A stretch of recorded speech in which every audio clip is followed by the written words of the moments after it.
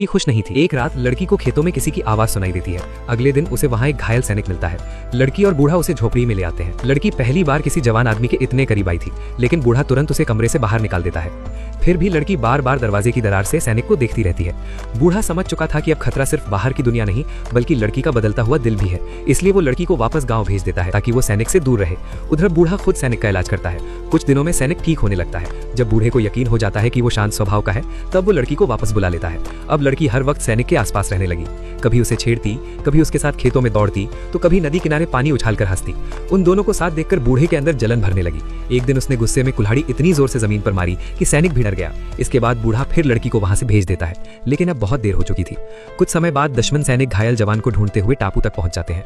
वो पानी मांगने का बहाना करते हैं, लेकिन असल में उसकी तलाश कर रहे थे। सैनिक किसी तरह नदी में छिपकर बच जाता है। अब उसे समझ आ जाता है कि यहाँ रुकना सबके लिए खतरा बन जाएगा, इसलिए वो बिना कुछ कहे चुपचाप वहां से चला जाता है। बूढ़े को लगा था कि अब सब पहले जैसा हो जाएगा, लेकिन किस्मत को कुछ और मंजूर था। एक दिन भयानक बारिश शुरू हो गई। नदी का पानी बढ़ता गया और धीरे धीरे पूरा टापू डूबने लगा। बूढ़ा अपनी फसल बचाने की कोशिश करता रहा, क्योंकि वही उसका सपना था, उसकी पूरी जिंदगी। लेकिन पानी लगातार बढ़ता जा रहा था। आखिर में वो किसी तरह लड़की को नाव में बैठाकर बचा देता है और खुद पानी में गिर जाता है। नाव दूर बहती चली जाती है और बूढ़ा वहीं खड़ा देखता रह जाता है। उसका टापू, उसकी फसल और लड़की के साथ देखे सारे सपने।